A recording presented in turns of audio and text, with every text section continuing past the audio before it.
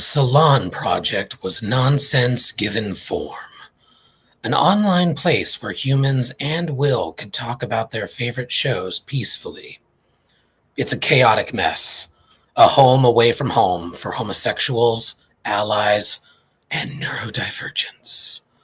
The year is 2025. The name of the thing is Salon 5.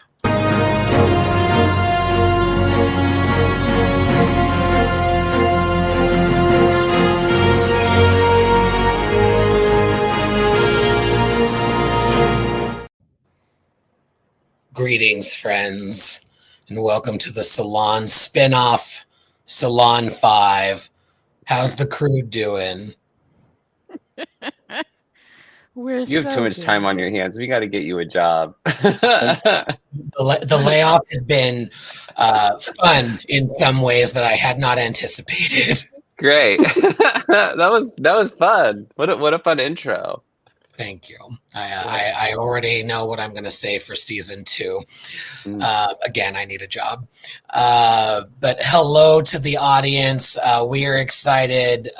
We are blatantly ripping off the Salon. It's meta. We're talking about the other space station franchise.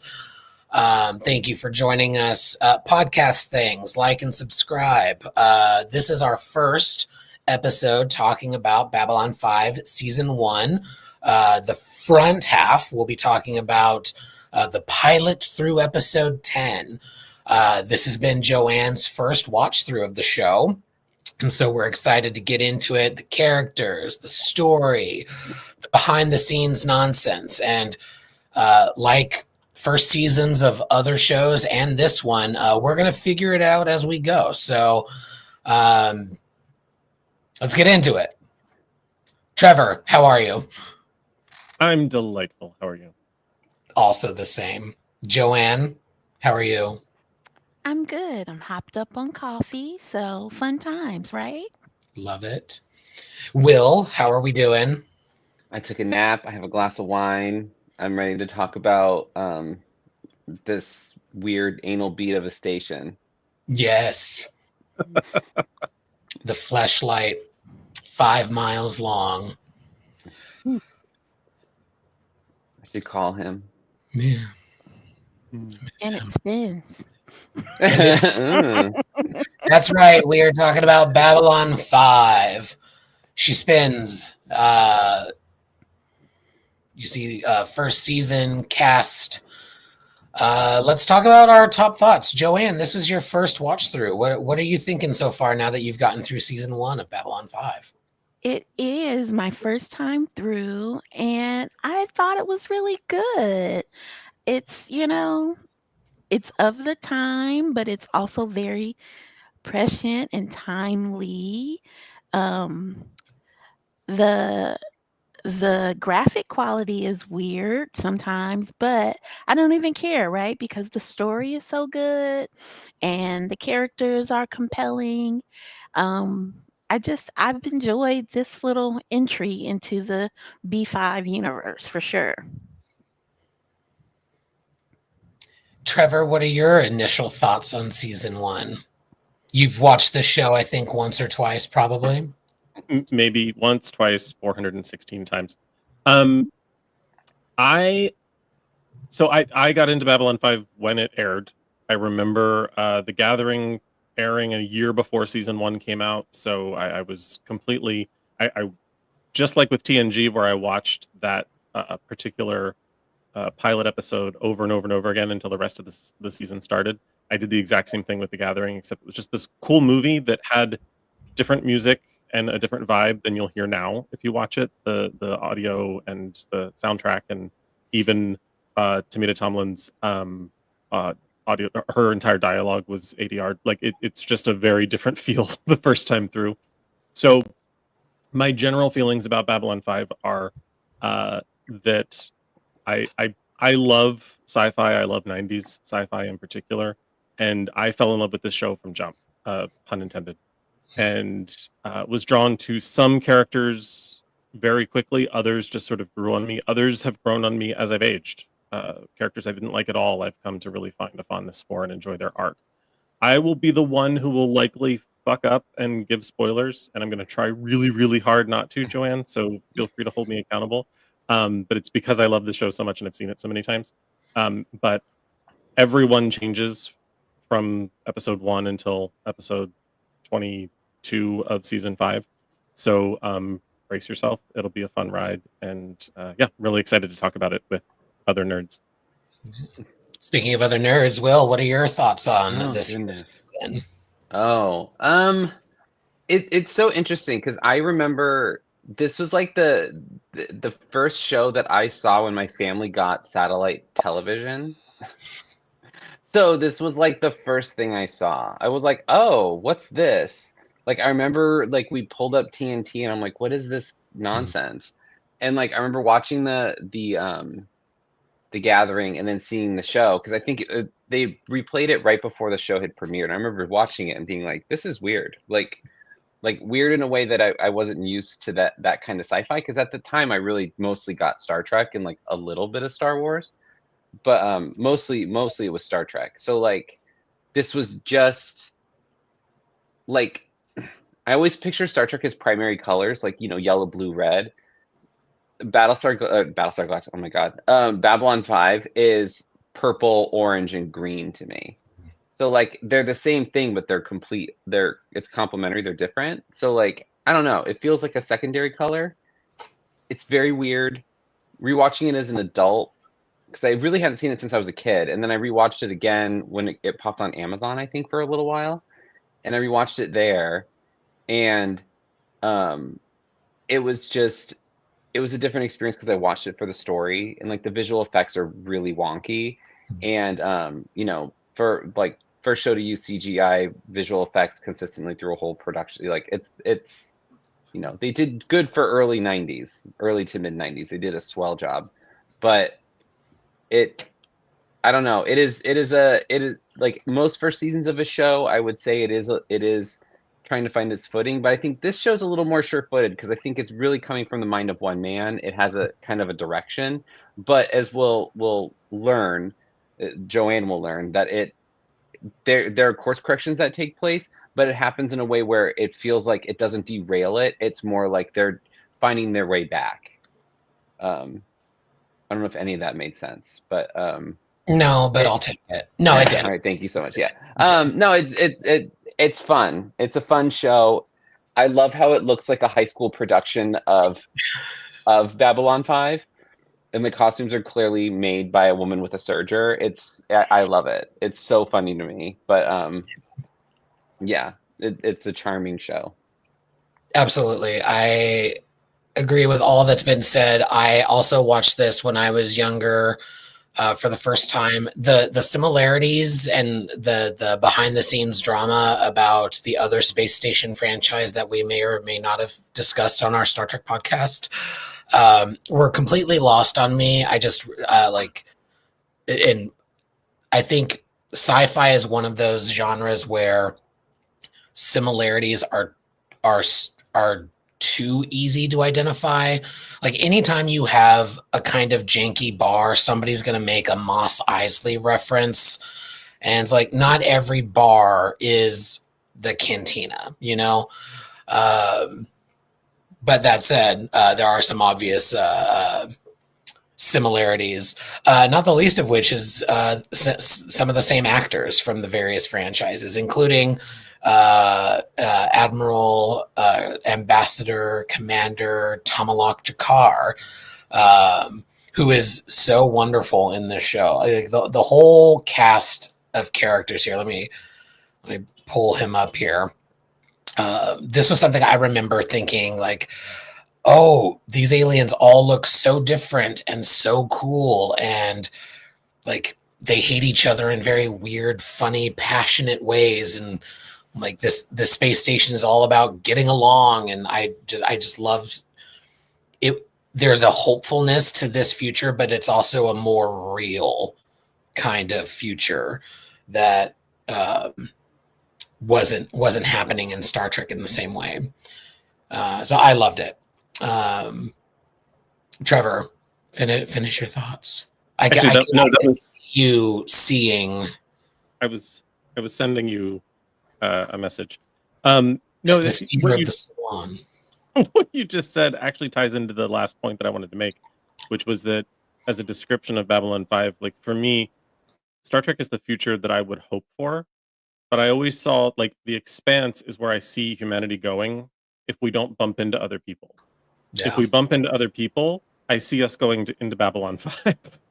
So if the universe, or excuse me, if the galaxy is as crowded as it's depicted in Babylon 5, then that's the direction I see Earth going. If it isn't, then I very much see us going the expanse route, but I hope for Star Trek. So that's kind of how I've described those three shows. Yeah. And hopefully Elon makes his way to Mars and stays there. You know, I'll tell him there's ketamine on that planet. He'll be there tomorrow. Oh, goodness. Well, why don't we talk about some of these characters? Let's talk about the commander. Joanne is going to know. She knows this, but Joanne knows that the commander, the lead of this show, is no longer the lead starting in the second season. But let's talk about Commander Sinclair. What are our thoughts on him and his journey in this season? I really loved Sinclair, honestly. He was it took a minute for him to kind of grow on me, but once he did, I feel with him, and I'm going to try to keep my Star Trek references to a minimum, right? But I felt like him, like kind of how I feel about Anson Mounts, Captain Pike, in that he's a really compassionate leader, even though he's, very, I don't know, solemn and tall and that kind of thing, and he looks like your dad, but he's very wise and very compassionate, very concerned about his people, and makes really kind of thoughtful decisions sort of for the better good. So I appreciated that, even if sometimes his voice kind of wore me out, or that look on his face, I'm like, dude, me too.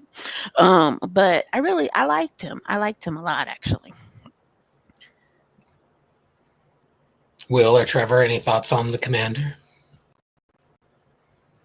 I think he's an interesting character. I mean, we don't get as much development, obviously, but I think the I don't want to contrast too much with the commander we get later, but like he is very distinct. He feels more archetypal than I think what we get later. So he does feel like the archetypal, like, good man, soldier character, good leader character. And I think we get something a little bit different. But yeah. He's a fascinating character. I do find that, like,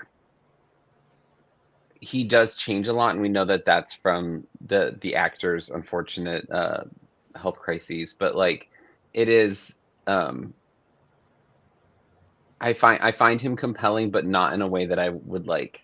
I don't know how they would have continued through the whole series with him without making some changes, because I feel like the choices that they made with that character would not be sustainable.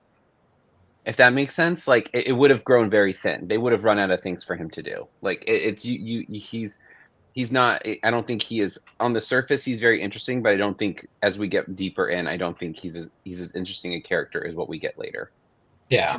I mean, and because on the surface, I think you're right, but and kind of what I can't say your name, or I'm going to butcher it. Claudius Madness. He was a man of faith, and that very much kind of informed, I think, a lot of his decisions. And in some ways, I think you're right, Will, because I think at some point he just really would have been in complete conflict with kind of Earth Force, Earth Alliance. I don't know. Earth Police. He would have been in conflict with them, right? Trying to reconcile what's best for his people in the station and that sort of thing. So I think you're absolutely right in that regard, for sure. Yeah, I think that you make an excellent point, because I think it would have brought him to the point of indecision and inaction, where I think that as we see later, we can't really speculate like how this character would have changed and developed. But I think there may have been an opportunity to kind of adjust the leadership character, the central character of the series, to make to make that character more sustainable through the plot. Where I think we it feels like we hit the end of that character. It's so strange. Like when that character exits, it feels like that's it. Like and we're only talking about the first half, but it does feel like this character was only to live in this moment. I If have that makes seen all of sense. season 1, just FYI. Okay. I have seen all Great. of season 1. Okay, great. But yeah, it does feel like there's that character was introduced and brought into that moment and then was able to come back. Spoiler, but like it's a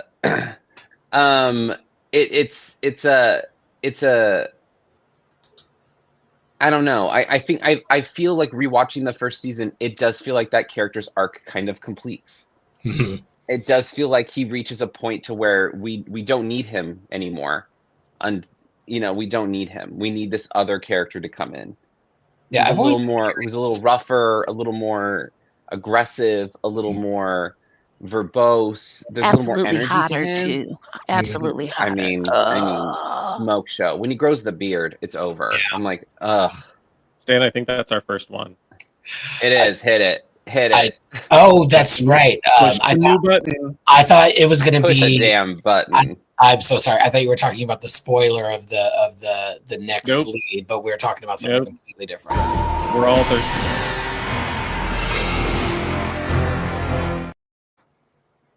That's right. The Ho Squadron is. Ho Squadron. Not wrong. Yeah. Guilty. That's why they call it the Friendly Skies. Anyway. Yeah, I don't always rewatch the first season. I used to skip it quite often, but now that I have, I like Commander Sinclair more than I used to. I used to think he was just kind of an asshole, and now like I see the softer side of him. Like I have the episode on in the background when Catherine Sakai comes to the station, and they rekindle their relationship. At first I'm like, girl, what do you see in him? And then like there's some interesting charm that would not work on me, but I can see it, and I'm very curious when, like, Trevor, do you know when they knew his health issues were serious enough? I think it became problematic towards the end of the first season. Like they were through several, perhaps a little bit past the ones that we're talking about today, and then there were some serious concerns that weren't all known to the cast, but many of the executives and writers and producers and directors. Yeah, and I know you've mentioned this before. J. Michael Straczynski, he's an excellent writer, and for most of his characters, if not all, he thinks through, how am I introducing this character? How am I getting rid of them if I need to? Like there's an escape hatch for folks. Having a plan for the overall arc of the story. If he needs to remove a character, every character's essential function in the story has a backup. It has a back door. Yeah. He's worked with. He never writes a character out. He never kills them. Right. They transfer. We see that from the gathering, from the pilot to the first episode. When we lose Takashima, like when we lose them, they don't leave because of. They're not killed off. They didn't blow up or whatever, or it was some weird kind of exit. It was really it made sense to what had happened in the gathering, and then and then why they weren't there, and then he tied it back again a little later. Like it was a very well crafted. You can tell it's a well crafted story. And that reminds me of so from the gathering, the second in command of the station.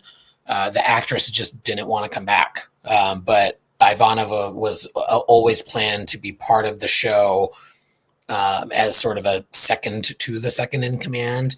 But then when Tomlin didn't want to come back, when Commodore O from Picard season 1 didn't want to come back, Ivanova took that place.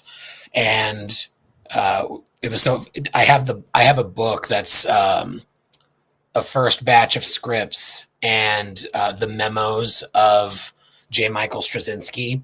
And in the casting section, one of them, it is so funny because it's like for Lita Alexander, the first commercial telepath on the station in The Gathering, who is not in season 1. He describes who he's looking for and says something like, I'm looking for somebody striking, larger than life eyes. In my head, I'm picturing Patricia Tallman, who was the actress who got the role. And it's just so funny to see that description. Oh, like Patricia Tallman, who is a striking individual for sure. But then we get Talia Winters in this first season. Also hot. You're thinking about it. You're thinking about it. And she knows that you're thinking about it. The chemistry between her and Claudia Christian, the woman who plays Susan Ivanova, is like you can feel it through the screen. Feel it. Yeah. You do not need to be a telepath to feel that. Oh yeah. It's like I love her because she's I mean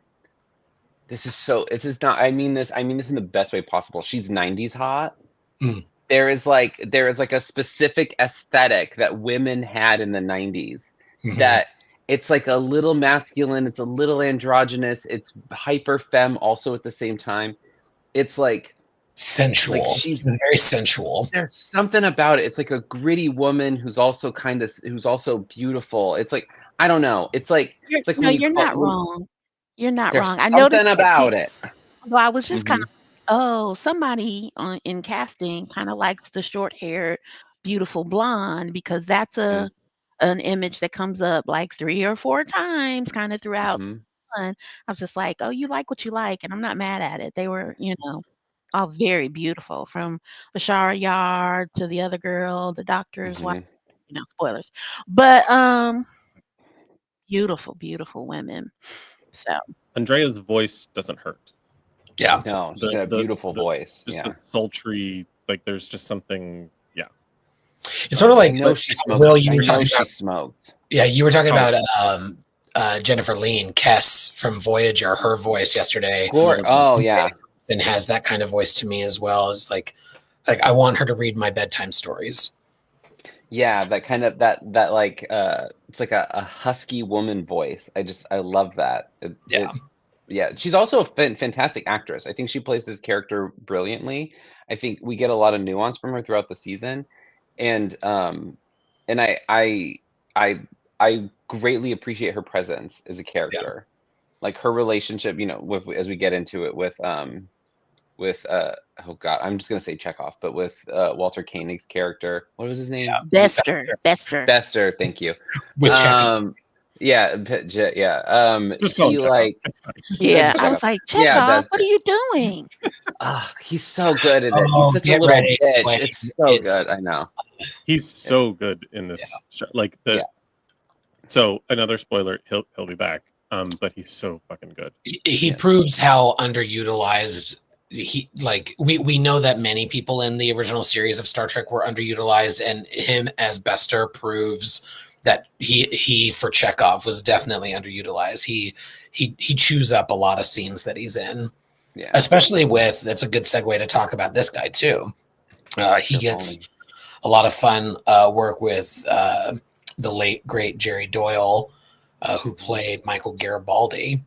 I love seeing Michael Garibaldi in combative scenes with people because he never quite goes too far until he does. But that will be for another Salon 5 episode. Him in season 1, again, JMS does an excellent job of you learn enough about these characters to care about them. And then as you learn more, you're like, oh, that's why he's that way. That's interesting, learning about his alcoholism and something happened on Mars and that's why he can't go back. It's there's just enough to be interesting. And then in the scenes that he's in, he has a fun kind of sense of humor to the character. I heard this might be an urban legend, but my understanding of his audition was he came in and said, "I'm Jerry Doyle, and I'm here for whatever part you're going to give me." And like it was just he was immediately Michael Garibaldi, because I think he may have been called in for somebody else, maybe even for Sinclair, but he was just very, very Garibaldi from the jump. He's somebody that I was sort of referring to earlier when I said that as an adult, I have an appreciation for characters that I didn't appreciate the first time through, or I've kind of grown with as I've grown up. Both because of being able to recognize Jerry's skill, but also just because of his storylines just being a little bit more mature and being able to appreciate them as a grown up. And knowing there are some relationships between he and some of the other cast members that are just lovely, and many of them have posted about it, and him just being a wonderful person. He did have some very interesting political beliefs, so don't Yes. research too far. Yeah. But was himself somewhat troubled, and unfortunately met an early end, as many of the cast have. Yeah. But definitely a character that grew on me as I've grown and really enjoy him. Yeah. Any other thoughts on Garibaldi? I really liked his relationship with Sinclair too. Like they were friends, and like the moment, I don't even know if it's in the first half or not, but the fact that Sinclair trusted him enough to kind of tell him how he was sort of feeling or what he had been experiencing, or like when, well, I know this was in the first half, when Garibaldi kind of called him to the carpet, like, dude, are you trying to kill yourself? Like, you have a whole station here. Why are you the pilot? Why are you trying to grapple the things? Why are you doing all this? You were on the line. Like, you don't have to do this. Like, what's going on with you? And I love just that raw answer. Like, Deep Space Nine could never. He was just like, you know what? I needed to hear that. You know what I mean? It was such an adult conversation that they have. And I was just like, I just appreciated that kind of love and the friendship between these two men, right? Like that. I mean, that's an important dynamic that we don't see in any real meaningful Yeah. ways like that. So I absolutely, I was into it. Yeah, I think seeing male friendships in media, like you hear about the male loneliness epidemic these days, and don't be a piece of shit. That's number one. It's not hard, but also like I'm not a straight man, so I can't speak to that experience. But from my observation and my understanding, Will, your face was great. I love it. I love that ongoing joke. I'm sorry, Yeah. it's gonna get old eventually, but I still love it. When they're gay, you're like, where? Who? I know. I was like, nobody knew, Stan. Nobody knew. What? It was a hell of a way to find out. Yeah. Oh God, could you imagine? Yeah, those friendships are important, and what I think, Joanne, you're exactly right. It was a deep friendship. Like they talked about things that mattered. It was, you see people joke about, yeah, my husband came home and he said his best friend was getting divorced, and I asked why, and he was like, oh, I don't know. Like, have a deep conversation, ask questions, and in a very different way, he also had a great friendship with Dr. Franklin, played by the also late great Richard Biggs. Listen, they were firing on the hotness, right? Like, girl, just push the button. Yeah.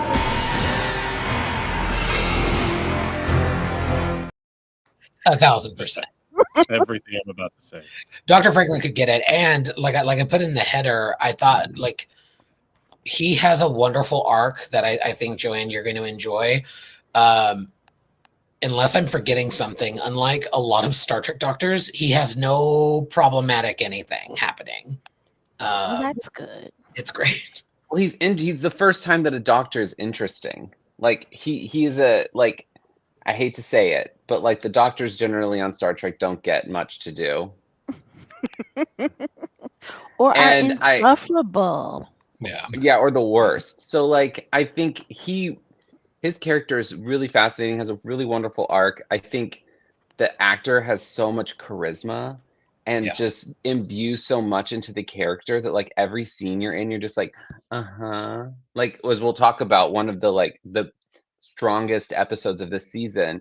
He has an emotional arc, but you're just like, I would have let you do it. I was like, yeah, there's a morality to him, but it's not it's a morality that he's a doctor, but it comes from a place other than like the Hippocratic oath he's taken. It comes from a place of like he deeply believes that. Like it's great. Like I think his character is like kind of functions as like in some ways the moral compass. Like he kind of finds that kind of ground of like morality throughout the series for a while, but like light spoiler, but like it does. I don't know. I find him very compelling as an actor and as a Yeah. character on the show. And I think you're right. Maybe it's because I think they all kind of have this point they all have a point on the moral compass, right? But I think he's more that outside of sort of the military chain of command kind of thing. At least he doesn't function like that. Like he's just like, I'm a doctor, like Yeah, all of these he's other things, orders, acts, things. I'm a doctor. I want to help people. I'm going to help people, whether they know it's good for them or not. So because it's the right thing to do.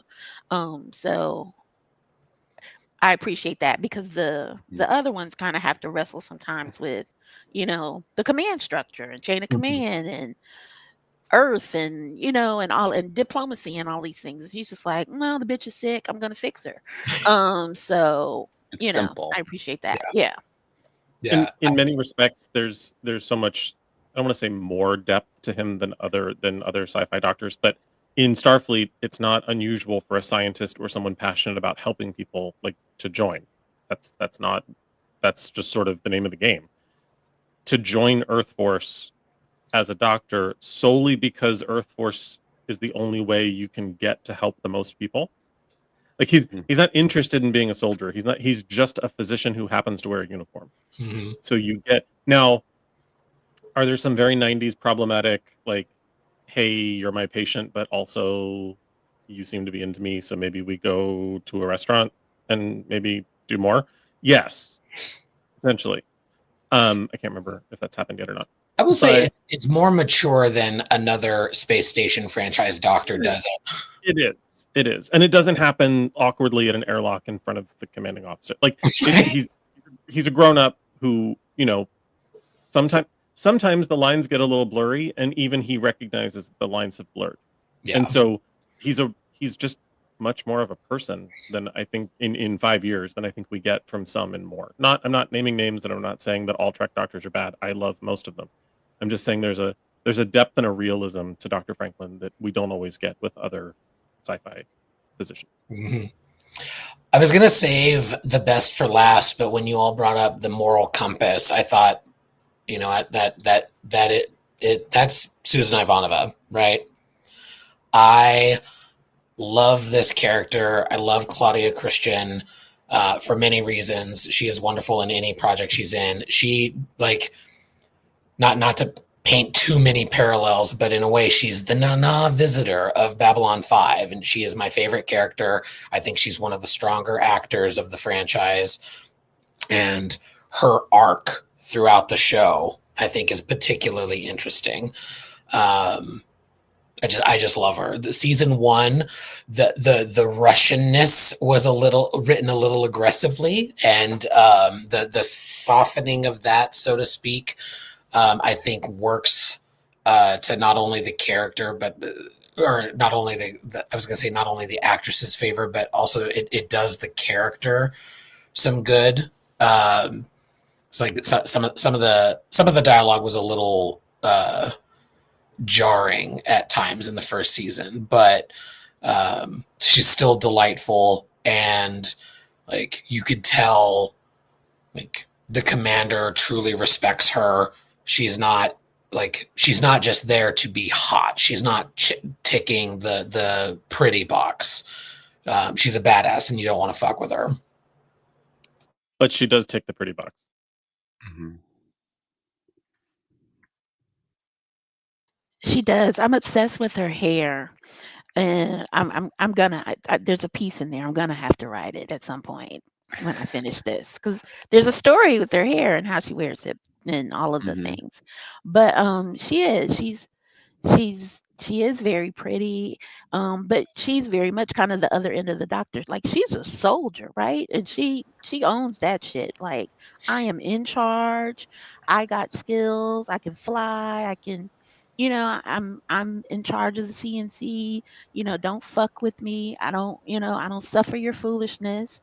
I have a job to do, and I take it very seriously, which I think I really really love. Um, but even then they still bring this other sort of arc underneath her that I'm slowly watching unfold that yeah, I'm obsessed with Ivanova. Obsessed. That character, Ivanova, is the breakout character of the series. And I think it's because this character is so compelling, and I think Claudia Christian is such a phenomenal actress and really like understood the character. But I think she plays so many things kind of simultaneously. Like there's a lot of the stuff with Talia that there was supposed to be a bisexual love affair that was supposed to happen between them, which is very apparent watching it now. You're like, these women like each other, lesbians. Like it's very apparent now watching it, going, oh yeah, like the subtext is it's barely subtext. But I I it's strange that like it's always like as a gay man I'm like, ooh, a woman of a certain age, best character on the show. But like Yes. she elevates every scene, like she elevates it. Like I think, but she also can play like the drama of this. She plays this character with so much dimension. I don't know if this is in the first season or not. Wasn't there a scene where they're like eating breakfast and they were talking about what she was eating something and she eats it real quick and runs out? It's like this with the eggs. It was such a funny scene, and the way she played it it was so brilliant. I don't remember if it was this season or not. I She don't does remember. humor really well. Are you thinking about when she falls asleep? She falls asleep and they switch the plates out. Yes, Yeah, yeah. There was one yeah. too with the egg. There was something with the eggs too. That's She got later. eggs. That's later. Okay, that was funny. But like, I think she brings a lot to the character, and I think there's in this first season, she's the most sure. I think like I think she's the most that I'm like, oh, like she's the most fully three-dimensional one. Like she out of all the characters, I think like her and Jakar are the ones that are the most like I get who they are kind of immediately. And I should say, yeah, no, those two. Yeah, I was trying to rope in someone else, but I don't think that comes until later. But oh, thank you, Claudius. Yeah, I knew it was somewhere. There was an egg thing that always stuck in my mind as a kid because I was like, why is she so worked up about the eggs? And now I'm like, yeah, I get it. But you know, Spoiler alert! Spoiler alert! whatever. Season Eggs one are like only $8. for Joanne. Whatever. It's fine. It's fine. I'm It's one of those barely that don't anything. bother It's me. barely Yeah. anything. It's barely Spoilers anything. don't really bother me. Like I'm the girl that watches the drag race spoiler things, but I still am obsessed with the season because you still have to see it play out. It's about the story. It's about the pros. It's not about the outcome, right? So it doesn't those things don't I bother want to me. give you. I want to I give you mean, such a don't just, tell crazy me, oh, spoiler. everything point by Yeah, point, but things Dumbledore like this dies. don't bother me. What? Have we met Dumbledore yet? Is he on the station yet? Not yet. I think that's season 3. I think I was it's like cautious mid-season 3. brother. Yeah. His gay brother. Yeah, His he gay brother sounds Matt shows decidedly. up. Hey, Yeah. girl. His little And encounter suits bedazzled. I got a space hole for you. Yeah. Slytherin. Guess who needs to sleep it off for the weekend? Moi. There's a Cautious gay segue. brother Matt. Matt Dumbledore of the Vorlon Empire. Mhm. there's a segue here, and I can't find it. I want to talk about Delenn. She also, no spoilers for the second season, but leaving the first season, we know that she's becoming a butterfly of some sort. We don't even have to go to the second season because I'm about to be slightly problematic and very not feminist, and talk about her in The Gathering. Like, what It's in weird. the It's weird. actual? Yeah. Like, I had It's a little started weird. season 1. I hadn't seen The Gathering because I was confused at what Amazon Prime was doing. And so I had seen a few episodes before I watched The Gathering. So when I watched The Gathering and they were like, Delenn, I was just like, Delenn where? Is Delenn in the room with us? Like, what? Yeah. What? Yeah. The voice changing, all that. It's very weird. It's very weird. Weird. I like And the quite frankly, idea. it's ugly The because she's execution a is beautiful bizarre. woman, but she's ugly in The Gathering. I'm so sorry. I know that's problematic, but she's ugly. Before we trigger another spoiler warning, how far into 2 are you? Have you seen her in season 2? So I have seen her in season 2. I've only seen like the first 2 or maybe 3 episodes of season 2. Okay. But I've seen So her. Yes. the original concept in The Gathering that they were intending to run all through season 1 was to have Ambassador Delenn be male, enter the chrysalis, and come out female. It was the idea that they were all male. Like all of the Minbari were male. Yeah. I mean, And it then they makes were like, sense. no, don't do that. Baby. I was like, Also- Cast 2 people. Also, Cast 2 people. But also Or she's Katniss, but Or cast a It takes trans actor during their transition. That would have been astounding. it takes a Quite lot of revolutionary. work. It takes a lot of work to make Mira Furlan look unattractive. Yes. they accomplished And it. They accomplished it success. together. Check. Check. Check. It's so funny. I think Delenn is I love how Delenn in The Gathering kind of comes off like a villain. Yeah. Like you never quite know, like this Putting on is that this- ring to be like, Oh you yeah, will it's see weird. nothing. Oh yeah, that fucking weird. But yeah, but I love how they're like you can't tell if they're the villain or not. Like, are they the bad guy? And then like Delenn softens as the series goes, like especially into season 1, definitely softer, a little more like farmer's market crystal mom, but that's the vibe she gives me. I'm sorry, it's Well, 'cause they very live in crystal cities. Yeah. whatever. It gave me like patchwork maxi skirt, like Sedona. Yeah. yeah, Smells like patchouli and patchouli. weed. Oh, Yeah. period. Yeah, she'll sell you some weed. Yeah, she's growing mushrooms. Like, yeah, that woman, like very, very like mother god feeling, very mother god. But I could like, see that. yeah, I don't know. I don't know what to do with Delenn right now. I don't dislike. I don't know what to do with her or her motivations, and so I guess that'll become clearer. Like, yeah. yeah, I've said it privately to all of you, but I'll just share since we're on the stream. Like my theory about one of the reasons why Trek fans struggle with Delenn is that you want the Minbari to be Vulcan-like. Like there's like a weird association in our brains that does that, but really they're like if Vulcans and Klingons were from the same world. Like there's a melding of the pardon the pun of those cultures that the Minbari are, and as sci-fi and huge Trek fans, we just think of everything in Trek terms. Like Trek is the default, and then we have to like spring out of it. And for that reason, the Minbari, every Minbari character, every Minbari motivation, every battle, every prayer, every whatever is seen through that lens, and we have to like deprogram ourselves from it. So it just makes those characters more complicated, which makes them more interesting ultimately. Like I feel like once you've seen it all the way through, Joanne, you have to go back and watch it again. Yeah. From the lens of knowing where it all goes, and it feels very different. That's fair. That's fair.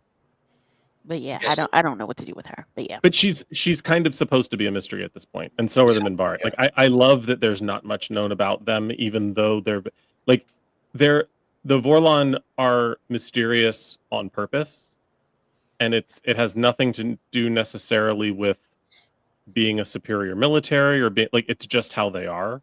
And the Minbari are mysterious for their own protection. The Vorlon give me very. They come off a little Cardassian to me, in that they're very, like I said, that's just how they are, right? They're very assured and that kind of. I don't know if they feel morally superior, but they're just like, we know what's best kind of attitude that Cardassians have. But then, again, there's all this mystery and they wear these suits and things. Like I was very confused because I was watching it on a smaller TV initially. And between Kosh and what's the thug one in like the bug suit? What's his name? Narath? The one you can go buy like a hot identicard Oh or yeah. Yeah.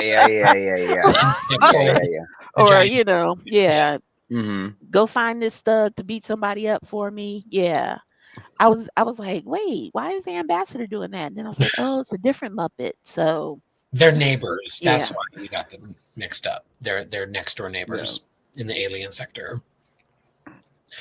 I think Trevor hit it right with the Minbari. They're intentionally a mystery, particularly in the first season. But the way that you said it, Joanne, I don't know what to do with them yet.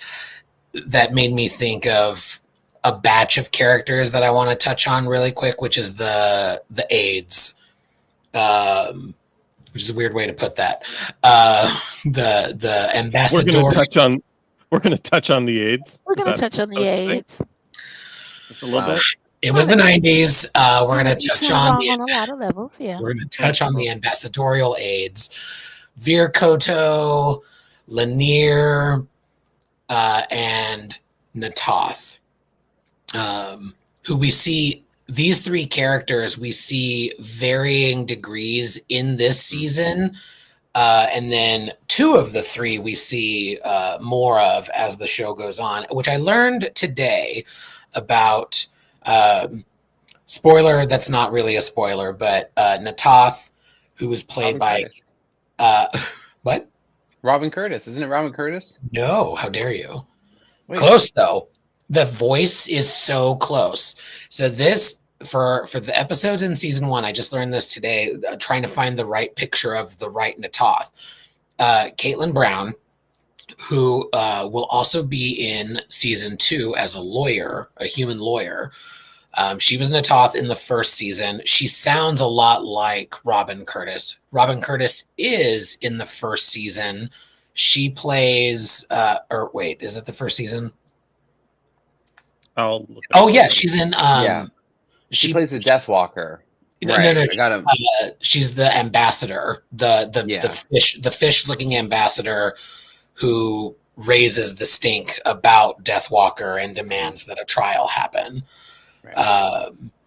Admiral or Ambassador Nikili or something like that. But so Natoth was also played by Mary Kay Adams, who was also in Star Trek Deep Space Nine as Groka, right? Oh, I love Groka. That makes so much sense. Because like I said, I started season 2 and I'm like, I don't think that's the same girl. Yeah. So they pull a Darren on us and we're like, that's a different dad. Yeah. But then we also have Lanier, who will play a significant role with that little homosexual. Yes. Very for sure. He gives me like I love Lanier because it's like gay assistant, but also the assistant from Veep. Yeah, like it's very that. Like I'm like oh, like it's giving me the assistant from Ugly Betty, but also the assistant from Veep. Yeah, I'm like gay, bitchy, kind of bad at his job. Like it's like that's how I felt about Veer too, because like the Centauri are very like they're very gay coded to me or queer coded because they're hedonists. But Veer and Lanier, I think you're very right. There's something faggy about the two of them. That would actually be a really cute relationship. Yeah, I wouldn't have been mad at that. That would have been good. Yeah, now that I say it out loud. But also, real quick, Bill Mummy, sci-fi royalty. I mean, Homeboy was Will Also in Robinson. Deep Space Nine. Yes. But Will also Robinson from Lost in Space, Babylon 5, DS9. Like, dude knows his sci-fi. any other thoughts on the AIDS? I'm trying not to laugh. Otherwise, we could talk about their bosses. Also queer coded in a way, because in a parallel universe that I know J. Michael Straczynski is starting to explore. This gentleman and this gentleman fuck. There is a universe that they fuck. This one, they don't. They hate each other currently, but there is such a wonderful arc for these two, Ambassador Jakar and Ambassador Malari, who I tried. My hair is long enough that I could almost do a minor Centauri royal court person, but I didn't have enough time, so now there's just a shit ton of hairspray in the back of my hair right now. What are our thoughts on the Narn and the Centauri? Joanne, do you have thoughts on this primary conflict in the show so far? I don't really fully understand the intensity. I mean, I get it. I get the backstory, but they came in hot. You know what I mean? Like, oh, we hate you. I hate you too. I hate your mom. So that was weird because I also really like both of them. I don't know if you know, I love Tomalak. I love Tomalak. My favorite Romulan by far. So I was just like, but I like the Narn. Again, as I got to know Jakar over the course of the season, I'm like, oh, he's very complex, and he's like he told what's his name, Sinclair's girl, Catherine. He was just like, there's I forget, I'm paraphrasing badly, but he's like, there's more to people than what they seem, right? Everybody else is somebody else. And that's unfolding for him really nicely. But I absolutely adore Londo, even though he's getting into some shit that I'm just like, oh my God. But I love him. And he has one of the Born to Wear the Purple, or whatever. It's probably one of In my purple, I favorites. am stunning. I am stunning. I was like, work, Everybody's cute. work. But Born to Wear the Purple is one of my favorite episodes so far. So I love him, and I love the complexity. I love just the hedonism, just the quote unquote the humanity of them, right? They're petty and bitchy, but passionate and deeply concerned with their people and their welfare, and they all have these visions, for their home world without kind of being, jingoistic. It's just, this deep and abiding love, right, for who they are and where they're from that kind of fuels them. I love a passionate person. I love that. So I like them a lot. I like them a lot. Although sometimes I'm just like, ugh, dial it down. Like y'all are just being petty for petty's sake, right? But I can relate. You're in for a roller coaster with those two, especially in Mhm. season 2. I mean, throughout, but it's gonna hit an interesting climax in season 2 for sure. Their relationship, Jakar and Malari, their relationship is so pivotal and so central to the show, and they're complex because they're two people who want. I'm trying to say this without spoilers. They're on very similar paths. They are two people who deeply respect each other and are like two people who are like could have been twins that have been placed in different planets, basically, who have come together. So there is this very interesting, deep respect for each other and love and connection to each other that is so fascinating for for like actors to be playing, but also like just as a character to see unfold. And like how like the Centauri are very like hedonistic, but but like and like look kind of comical in a way with the headpiece and look more human. And then you get Jakar, who is more spiritual but looks like a monster. Like there's this interesting tension and dichotomy between the character design, their the character design, and then like the actual intention of the character. But then the relationship, like this show, like if it weren't for the relationships of the characters in the show, a lot of the characters are archetypal. They're very surface, but their relationships are where there's really the most interesting stuff that's happening on this show, which like the interpersonal stuff is so interesting, and it's so I find their relationship and the way those characters are written and their development throughout the series, even from the first season, it's so stamped, it's so perfect. Like it's and like envious of it. It's so good. Like And their those their actors their are pathway is incredible. so incredible. Yeah. Yeah. Andreas Katsoulis and Peter Jurasik, who So both are good. incredible, and like they feel like born to be in those roles for sure. The main cast, I think, is stellar. No notes. I've said this before. Some of the guest stars throughout in every season, there are some real duds. But the main cast, they all hit the mark. Just incredible stuff. So we've hit all of the characters, and we've touched on little bits of the story. But why don't we talk about the first half of this season, the overall story that we've got going? This was a very serialized show. Obviously, it was conceived of as a 5-year story, 5 seasons. Back when seasons were 20 plus episodes, remember that? And there are some episodes. I forget who. I know, Trevor, you found a list and you modified it. Somebody put together a list of like, if you just want like the core story, here's what you need to watch, and it's a good chunk of 1, a good chunk of 2, all of 3 and 4, and like 5 episodes of 5, something like that. Yeah. I found it's on Reddit somewhere. Like there's Yeah. a good list where it's like, oh, you just want to see the nuts and bolts of this, and it gives you like the episodes you need to watch. Mm-hmm. And it feels like cheating, but like it's kind of a really good like speed run of the show because you get everything, but you do And it's miss still a some of the fun. majority of the episodes. Like Yeah. the ones that they cut out are not necessarily filler, but they're not like prime story. The list I saw literally was like skip to this time code.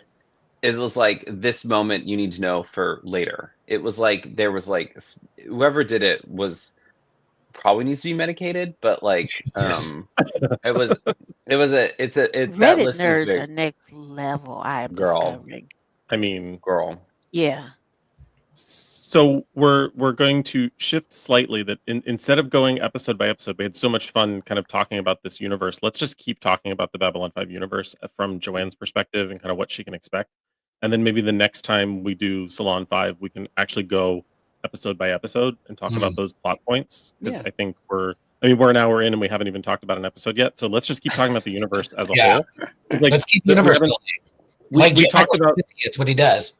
Yeah, 100%. And we talked about characters and people and story, but we haven't really talked about this physical universe, and it's so different than Star Trek. I mean, we've got jump gates instead of warp drive. We've got an Earth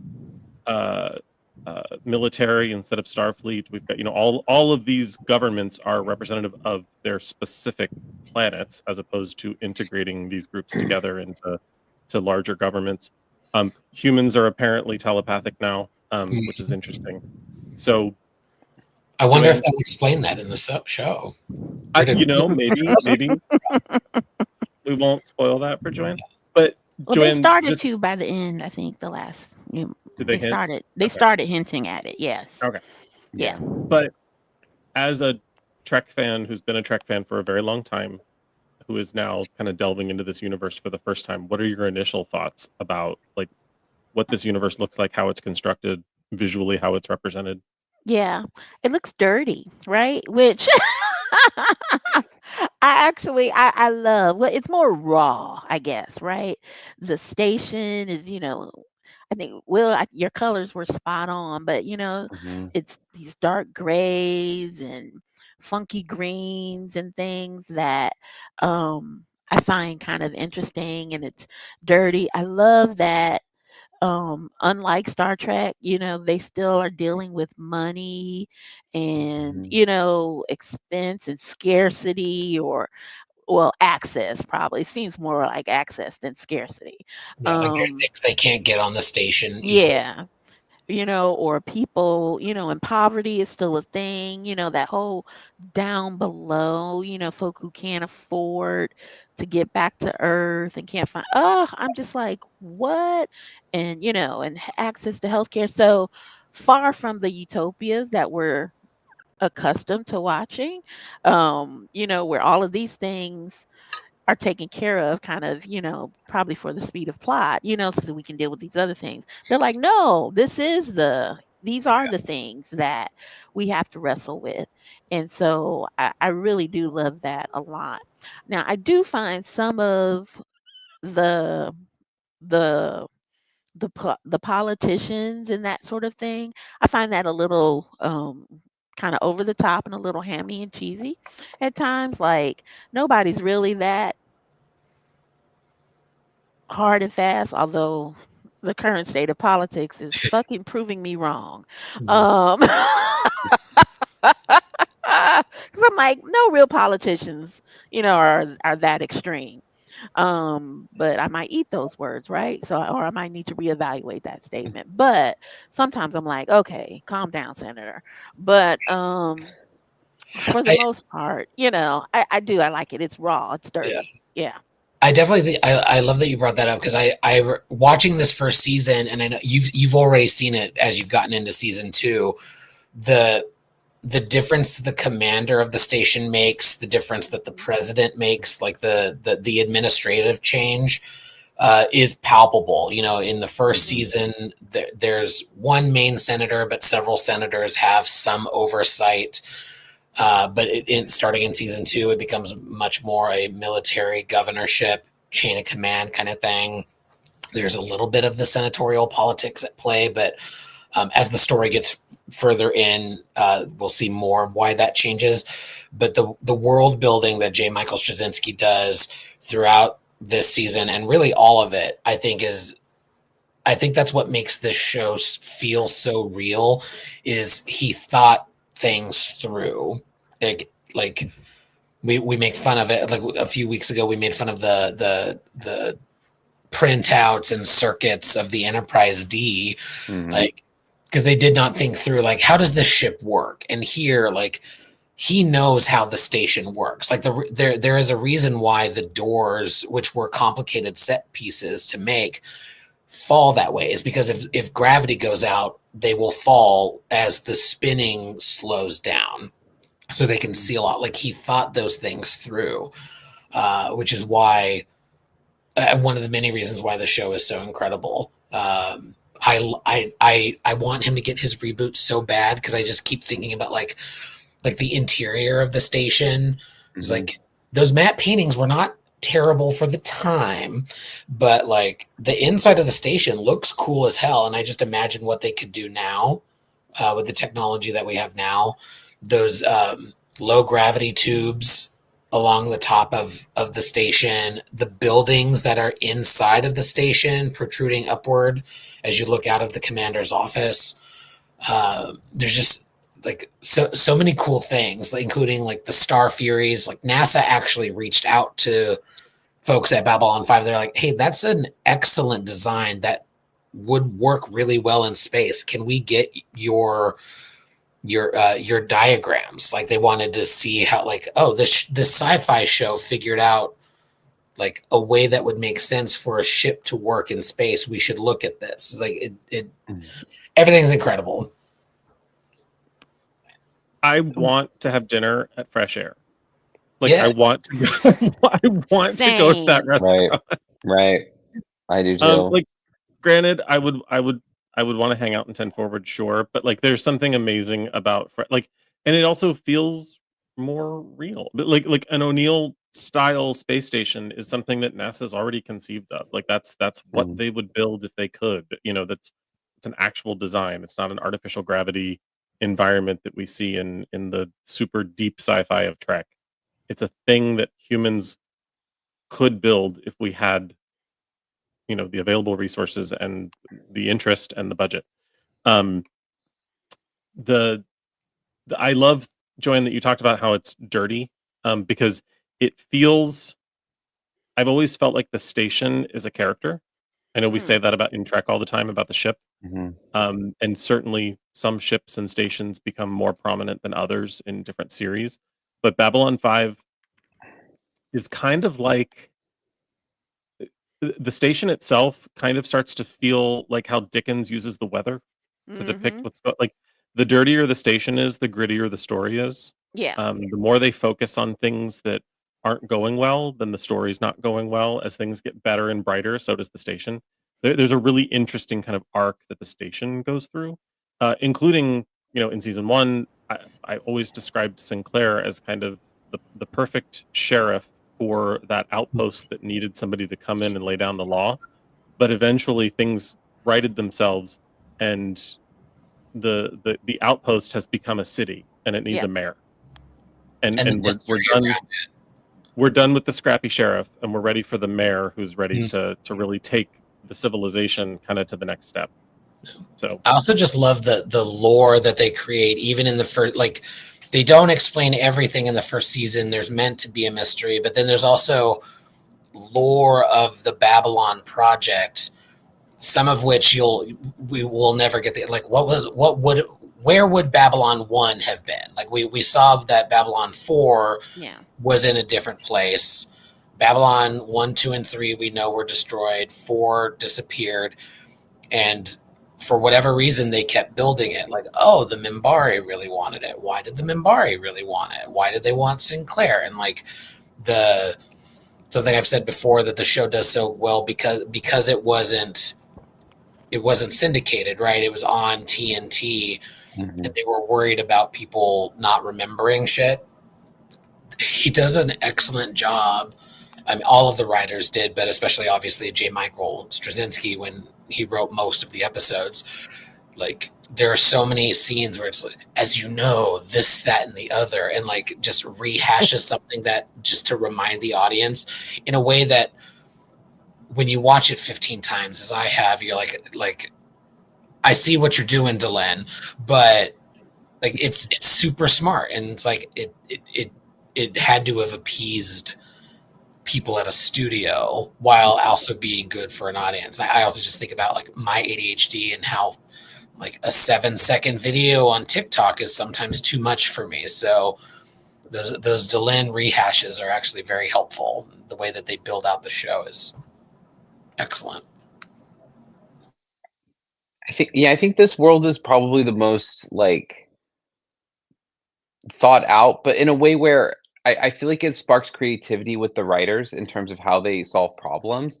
Where like Star Trek, I feel like the world is deliberately left kind of undefined to allow for like, oh, this thing happens because we want it to happen. Like it feels like it Star Trek in a way is more ambiguous because it leads to easier writing. And I think Babylon 5 has a very complex, layered, storied, built world.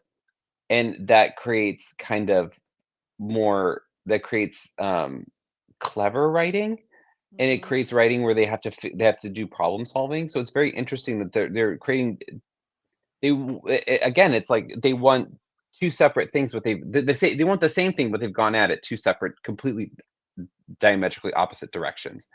And the that's a good point about the techno babble. He said that couldn't Yeah. happen because he he was a little burned by Paramount and Star Trek. But like I think this show does something that Star Trek doesn't do, where there's like aliens who are old. Like the Vorlon are like, they're just not more advanced. They're an ancient race.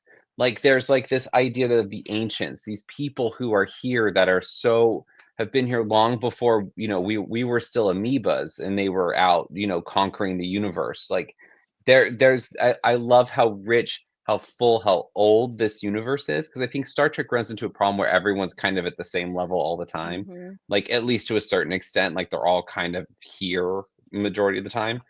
So I think that's why I love it's so rich, it's textured, it's thought out, but I think that makes it feel very real in a lot of ways, where like you kind of move past the high school musical theater set and the weird visual effects to like move in, understand that this story is really you settle into something. It's good because the more you dig at it, the more you get out of it. I find the universe just generally is like that. And There's they like still stuff that happens later where like they talk about stuff, like there's a whole timeline that they talk about. This is not like spoilers, but like something that's supposed to happen like 10 million years in the future. And I'm like, what? Like he planned that out? Like what the fuck is this? It's like, it's crazy. Like there's shit that happens. It's like yeah. And I think this is honestly like the best scenario of giving like a huge sci-fi nerd their own show. Like this is the best case scenario for that. Like worst case, we've seen it, but like I think this is the best case of like find someone who's crazy who will do this. Like let them do this crazy shit because they've thought about it. And now like, the imagine result if they is doubled his budget. Yeah. I mean, like I was listening to somebody and they said somebody had told him on one of the forums they had calculated the spin of the station and it was wrong in corrected the it. episode. And JMS back and corrected it. Like he's like, no, it matters, right? Like the stuff has to work. We can't just He's the James Cameron of television. Yeah. You hear about that? The stars in Titanic were wrong, apparently, and he went back and fixed it. Yeah, he fixed it. Yeah, I mean, Neil deGrasse Tyson those told him the sky details was matter. Yeah. Those details matter because it shows that you care about what you're working on. I think that's what it comes down to. And they were still scrappy. They still did the TV stuff. Like there's reused sets. Like the mess hall is the office is the well, it's ward brilliant room. the way they built those sets though. They built them so they could be reused, and they used a lot of, ironically, theatrical set designers, which I made jokes about how it looks like a High School Musical theater program, but they built a lot of those sets to be modular because you have to do that in theater. Like this set transforms into this, you move this over here, and it makes sense for the station. And like it, you say but that like well, the way game recognizes game. Theater Mama, born in the game. I'm born in the game. I know. Born in the game. I see it. I was like, I know a Luan set when I fucking see it. I go, I know a Luan fucking set when I see it. So I know. I was like, Mama, I know that wall's on casters. I can fucking tell you right now. I'm born in the game. And the I know room what's with the happening. black boxes where all the fights happen, you know. Period. I was, oh yeah. Okay. Oh yeah. That I know. was my one moment when I always step out of it because I'm like, oh, they're in the cargo room now with the boxes, so they're gonna fight. You know? Yeah. Oh, here's the cardboard boxes they're gonna knock over. Yeah. Born in the game. Yeah, it's. I get it, but yeah, I think it's you get those details like with the spin of the station and other things that it's because he cares about it. Yeah. So you can tell. Like I felt about this first season, like I felt about Prodigy. Like this shit is crafted well, right? Like there's a destination. And the same thing with the word. Like you can see the station, it's 2258. And but things kind of progress and get better. So by the time we get to it's 2259. Well, they got a year under their belt and stuff looks slicker and things, the CNC staff are a little slicker. And I mean, it's just, I was like, this is brilliant. This is brilliant world building. Brilliant. I think the only thing that makes me slightly sad between The Gathering and the series is that his original intention before Tamita Tomlin decided not to come and join for the first season is that we would get Takashima and Susan Ivanova would have been the second officer. So the original idea was for us to get both characters and to have Laurel Takashima and Susan Ivanova in the same series. I would have signed up for that any day. That would have been a brilliant. She was good. I liked the doctor too from The Gathering. Actually, I liked him a lot. But apparently, he'll be referenced. But I don't. Yeah, he'll be referenced again. He'll be referenced again. Yeah. I wish But we we got kept the lighting, because the lighting in The Gathering Same. is so cool. It looks like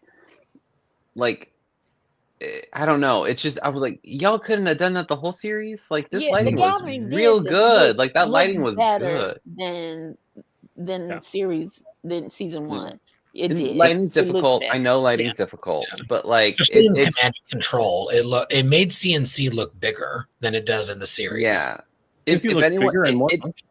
Yeah, yeah, it felt like as someone who loves like B movies, it felt like a Roger Corman film in the best possible way.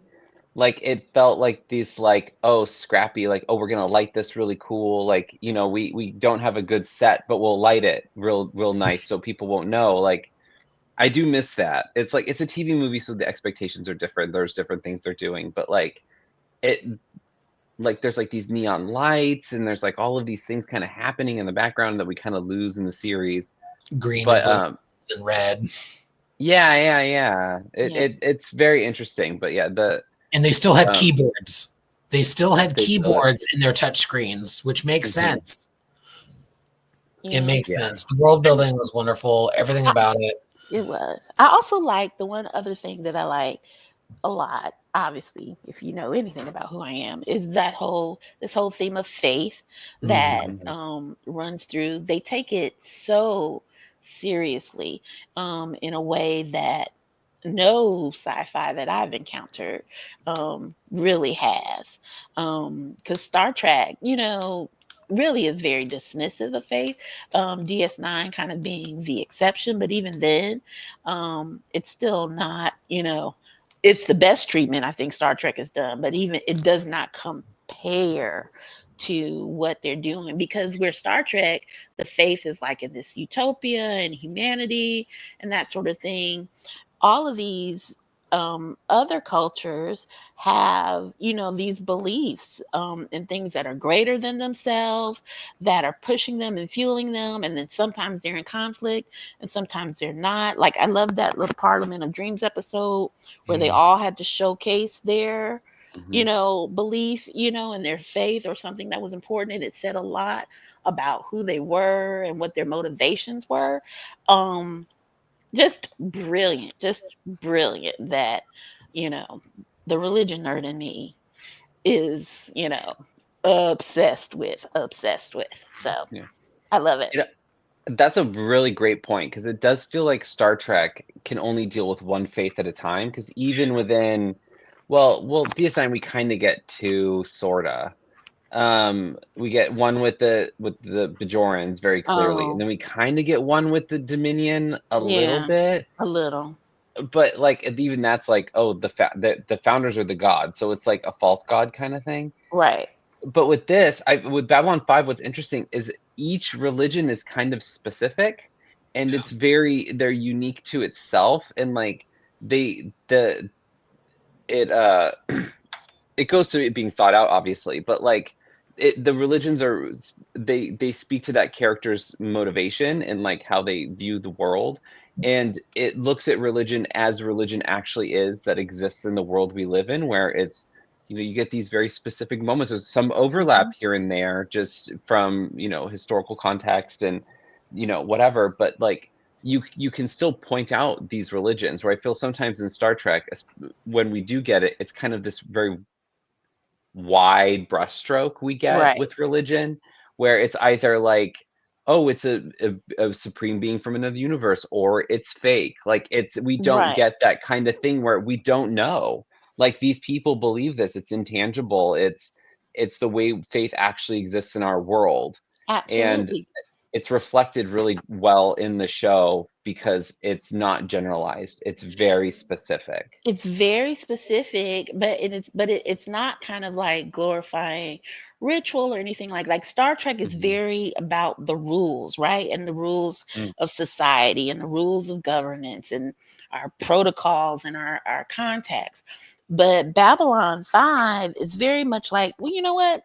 This is a work in progress and we're figuring out the rules. And so in the absence of rules, things that guide us are our values, our faiths, our beliefs. Mhm. So we have to figure out, what do we value? What do we worship? What do we believe? So that I can make, the best decision for me and or my people and or, so it takes seriously the work of values clarification in a way that I find just compelling. And I did also learn that at some point in his life, JMS was like involved in some sort of cult kind of thing. So to kind of Sounds right. step out of that sort of religious trauma, Mm. and still, you know what I mean, and be able to Mhm. craft this really beautiful, progressive kind of approach to it, mama, work, right? Yeah, As the work. dawn of the third age of mankind, as we were crawling out of our infancy. I know we could go on for hours and hours and hours. There's so much to get to, but we will. I can't think of a Babylon 5 version of landing the. We're gonna come in for. We're coming in for a docking. Yeah, we're cleared for docking. Thank you, Will. Yeah, but before we dock the cargo ship, We'll work on that. I'm tired. We'll workshop it. We'll Yeah. workshop it. my Adderall wore off. Friday, yeah. But More to come. Trevor, why don't you wind down the station with your scorecard? We'll do a very modified version. So there were. So we launched Ho Squadron twice. So congratulations, ladies. I'm sure that as we delve into episodes, it'll just get sluttier and sluttier. Interestingly enough, there was one Bev alert. I don't anticipate that happening a lot. You're but it welcome. happened. You're welcome. I believe in a crossover. Crusher fans, there's your crossover. There was one. Oops, Star Trek, and the Psychor will be redacting 7 spoilers from this conversation. There are no bonus points because that's not how this universe works. I like the Psychor redacted. I like that. That was great. All right, friends.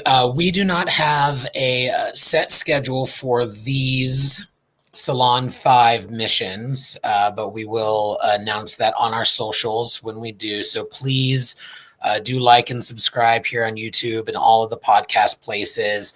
Our thanks to folks in the chat. I see we got at least 2 people interested in watching this amazing show, so get after it. We will be back next Thursday in our regular schedule talking about the Star Trek Enterprise pilot, or rather the Enterprise pilot as it was known at the time. And until we return, trust yourself, trust Ivanova. Anyone else? All hands abandon ship. Proceed to the nearest evacuation